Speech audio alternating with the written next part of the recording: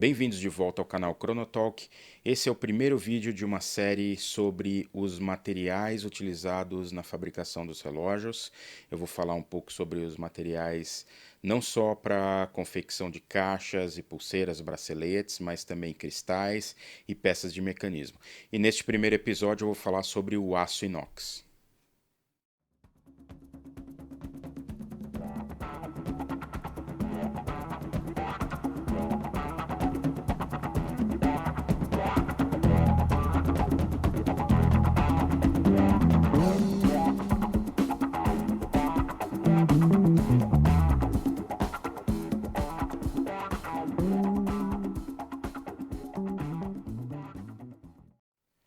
Antes de continuar, eu queria deixar um abraço especial aqui para o Márcio Meirelles. O Márcio é um designer que eu conheço através do Fórum de Relógios Mecânicos e ele é o artista por trás desse novo logotipo do canal Chronotalk, esse lindo logotipo que logo que eu coloquei o canal no ar não tive tempo para pensar em nada disso, porque são tantas coisas para pensar ao mesmo tempo, mas o Márcio fez esse lindíssimo logotipo que tem tudo a ver com a cara do canal, então Márcio, muitíssimo obrigado, como eu prometi fazer um agradecimento no ar, num vídeo para você. E para quem quiser acompanhar o trabalho do Márcio, segue aqui embaixo o link dele, do portfólio dele no Behance e o perfil dele no Instagram. Mais uma vez, obrigado Márcio, um forte abraço. Pois bem, o aço inoxidável é provavelmente o material mais comum na confecção de caixas e braceletes para relógios. O aço inoxidável, também chamado simplesmente de inox, ele tem esse nome justamente porque ele é resistente à corrosão na maioria dos ambientes naturais e ambientes criados pelo homem. Por essa mesma razão, existe uma série de aços, de ligas de aços inoxidáveis que são com características diferentes para diferentes aplicações. Falando metalurgicamente, o que caracteriza um aço inoxidável é a presença de cromo em uma taxa mínima de 10,5% sobre uma liga ferrosa, ou seja, a base da liga do aço inoxidável é o ferro, e ele tem que ter pelo menos 10,5% de cromo para ser considerado um aço inoxidável, porque justamente é o cromo quem confere a característica de resistência à oxidação do aço, através de um fenômeno, por meio de um fenômeno chamado passivação. A passivação nada mais é do que a formação de uma fina camada protetora, na verdade uma pátina que se forma sobre a superfície do aço inox, tá? Essa camada é chamada de camada passiva ou camada de passivação, e ela se forma pelo simples contato com o oxigênio presente no ar. Essa camada ela é bastante fina, ela é invisível, inclusive, mas mesmo assim ela é suficiente para proteger todo o material abaixo dela da progressão da oxidação. E é dessa maneira que ela torna o aço inoxidável e ainda é capaz de manter o brilho natural do material. E essa camada ela é formada muito rapidamente.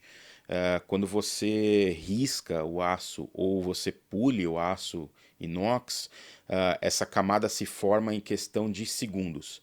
Tá? Então, por isso que não dá tempo, mesmo que você remova essa camada, ela é relativamente fácil de você remover. Se você pegar uma flanela relativamente abrasiva e você raspa ou esfrega no metal, tanto é que se você usar aquelas flanelinhas mágicas, só de esfregar um pouquinho no aço inox, ele já dá um novo brilho. Na verdade, o que você fez ali foi remover aquela fina camada de passivação que estava já riscada e trazer de volta o material embaixo brilhante. E quase que instantaneamente a camada se forma novamente e o material está protegido. É esse mesmo fenômeno, na verdade, que faz o alumínio, que faz do alumínio um material, um metal inoxidável. ele tem o que protege o alumínio, o que faz dele ser inoxidável, é justamente uma camada de passivação que recobre toda a superfície do material. Existem três tipos básicos, tá? Três categorias básicas de aços inoxidáveis na metalurgia, que são os aços austeníticos, os ferríticos e os martensíticos. Eu não vou entrar em grandes detalhes sobre qual a diferença entre todos eles, até porque não é o foco, além do que eu não sou um especialista em metalurgia, e o foco vai ser nos aços inox que são utilizados nos relógios. Normalmente as ligas elas são nomeadas por números, tá? Normalmente esses números são convenções de por normas técnicas, então não dá para exatamente você correlacionar o que o número exatamente significa, mas, por exemplo, o aço inox mais comum na indústria, o mais utilizado na indústria, é o 304, que ele é considerado um clássico 18 por 8, ou 18-8, porque a composição dele é normalmente de 18% de cromo com 8% de níquel. Então ele é considerado o aço inox clássico. Porém, os relógios, eles normalmente usam o aço 316L, que ele também é considerado um aço cirúrgico ou não alergênico, o que significa que ele não produz reação alérgica em contato com a pele. E por que isso? Porque, na verdade, o níquel é que é o componente alergênico na liga do aço inox. Em contato com a pele e outros tecidos humanos, é, o níquel pode provocar uma reação alérgica. Então, o aço, mesmo que ele tenha níquel na composição, é importante que esse níquel não se desprenda da liga, e é isso que determina se o aço inox ele da categoria dos aços cirúrgicos ou não. E o 316L ele é um aço cirúrgico justamente porque a taxa de liberação de níquel dele não é o suficiente para causar reação alérgica na maioria das pessoas. Pessoas que são extremamente alérgicas ainda assim podem ter problema mesmo com aço 316L, e nesses casos essas pessoas não conseguem utilizar nem bijuterias ou nem relógios ou nenhum tipo de corrente de aço inox. Elas só conseguem utilizar realmente o ouro ou eventualmente o titânio. O titânio ele é ainda mais não alergênico do que o aço inox. Inclusive essa característica de aço cirúrgico ela é determinada por uma norma técnica, que é a DIN 14435, que ela diz que a taxa de liberação de níquel ela tem que ser menor do que 0,5 micron de níquel por centímetro quadrado de pele no período de uma semana. Eu sei que esse número é difícil de tentar interpretar, ou entender, ou imaginar como é, mas existe exatamente uma norma especificando o que caracteriza um aço como cirúrgico. Uma coisa interessante aqui é que eu já vi marcas venderem o relógio especificamente mencionando que eles são feitos de aço cirúrgico, porque na verdade para o público leigo parece bonito você dizer que o, que o aço é cirúrgico. Normalmente quando você coloca cirúrgico numa frase, é semelhante de quando você coloca alguma coisa relacionada a aeroespacial. Ele dá um ar de que é algo muito mais especial do que o comum.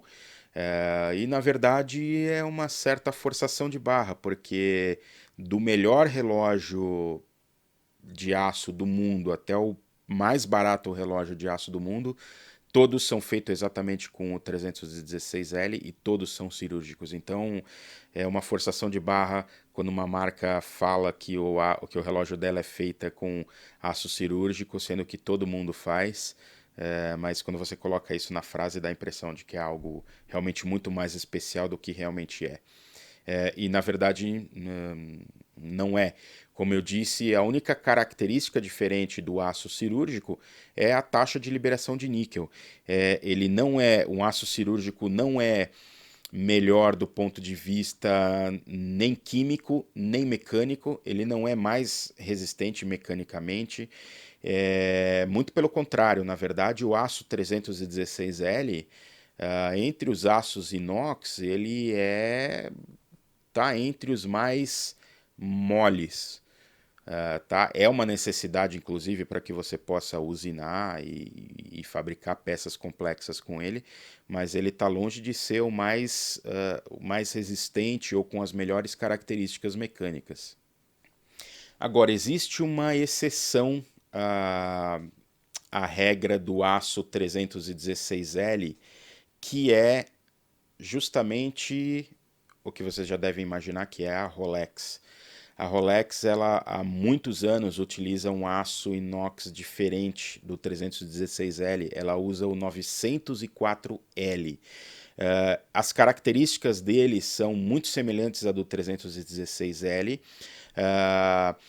Se você pesquisar em tabelas técnicas de grandes metalúrgicas que produzem esse tipo de aço, você vai verificar também que o nível de dureza dele é próximo ao do 316L, ou que é algo em torno de 200 a 240 Vickers. Tá? Vickers é uma unidade de medida de dureza dos metais. E o 904L tá praticamente na mesma faixa de dureza do 316L. Isso por si só já derruba um certo mito, que pelo menos eu considero um mito, isso é uma opinião absolutamente particular minha, mas ela é baseada em dados técnicos. Como eu disse, se você pesquisar tabelas técnicas de metalúrgicas que produzem 316L e produzem 904L, você vai ver que a dureza deles é muito semelhante, ou a diferença é absolutamente desprezível.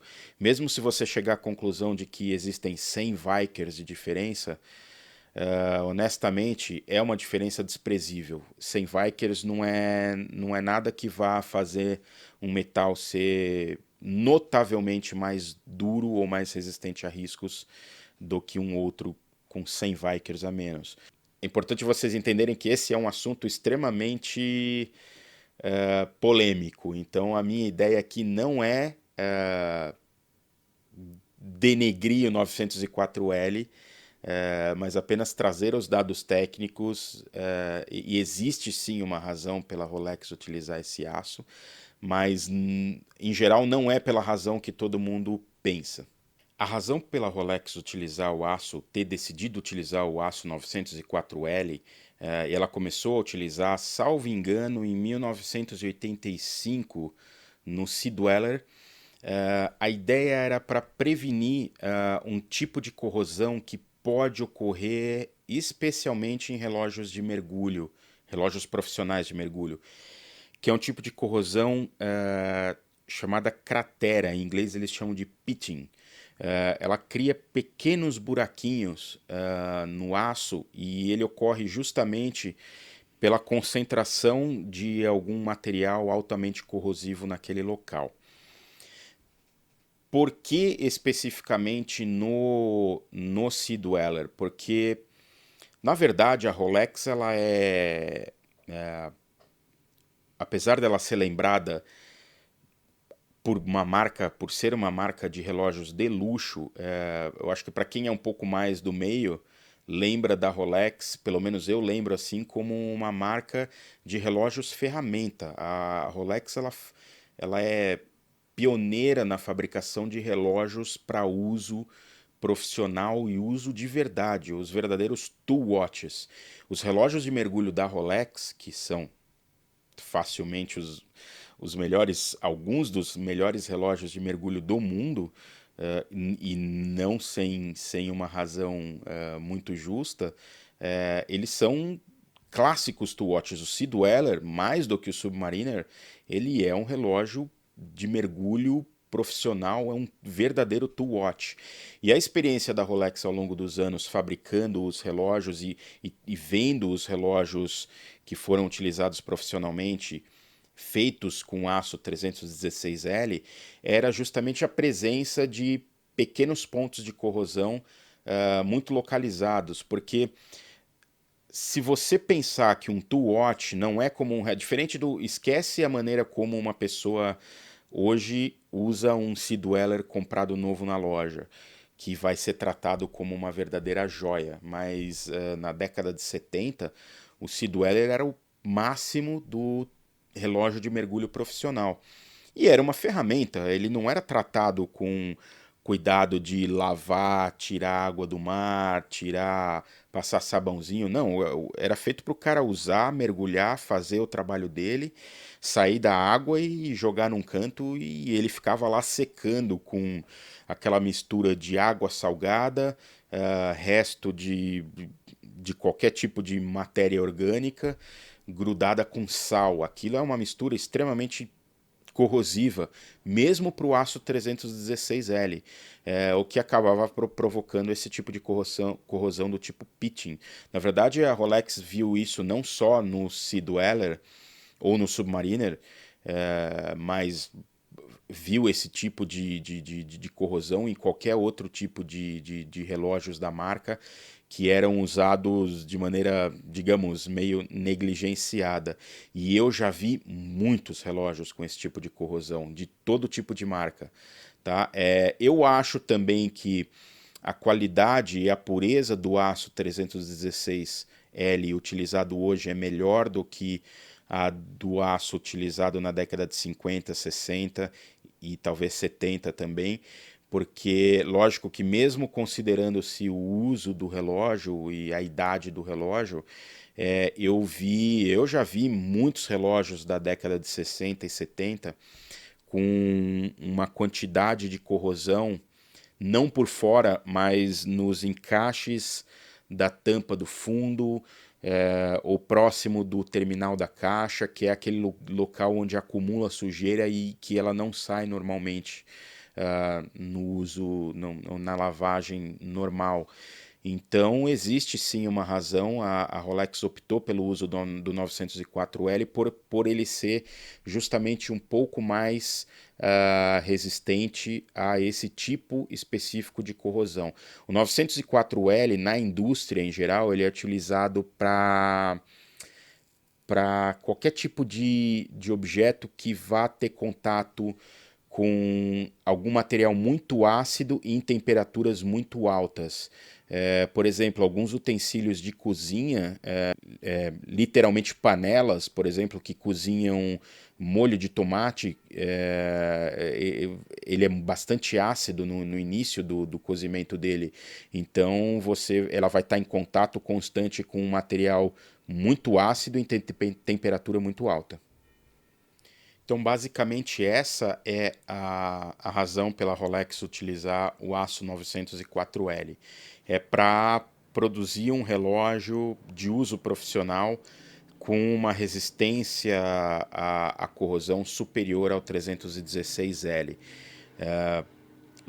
Claro que aí a gente vai entrar numa discussão que não é mais tão técnica, que é o fato de que... E a Rolex começou a utilizar, é importante dizer, ela passou a utilizar em praticamente todos os relógios de aço no meio dos anos 2000, se não me engano. E aí a gente vai entrar numa discussão que será que faz sentido? Porque ele é um aço mais caro também, tá? E será que faz sentido você ter mesmo relógios que não são de mergulho e que não são de uso profissional com esse tipo de aço? Não sei, eu não, eu acho que aí passa a ser uma margem a mais de segurança para a durabilidade do relógio. Como eu disse, esse tipo de corrosão não é comum e eu nunca vi isso em relógios de aço 316L de outras marcas e que tenham sido produzidos da década de 90 para cá. Lógico que estamos considerando que são relógios mais novos, mas eu nunca vi esse tipo de problema. Então, E segue-se o fato de que a maioria das marcas, aliás, todas as marcas, tirando a Rolex, continuam usando o 316L sem esse tipo de problema. Então, alguns podem considerar que seja um pouco de exagero. Eu vou ser honesto que eu já considerei exagero, eu já achei que isso era um pouco de balela, mas não é. E por isso, em relógios de mergulho profissional, como o Sea Dweller e o Sub, realmente ele. Não que você vá ter problema se ele não fosse feito desse material, mas realmente ele te dá uma margem de segurança a mais e uma durabilidade a mais se você for usar ele nesse tipo de ambiente profissional. O que hoje eu acho praticamente impossível que alguém use um relógio, um Sub ou um Sea Dweller profissionalmente. Mas é interessante você saber que você tem essa margem a mais. Então fica aí essa curiosidade. Espero que tenham gostado, espero que tenham aprendido um pouquinho mais sobre o aço inox. Continuem acompanhando, se inscrevam caso não tenham se inscrito, convidem os amigos e até a próxima.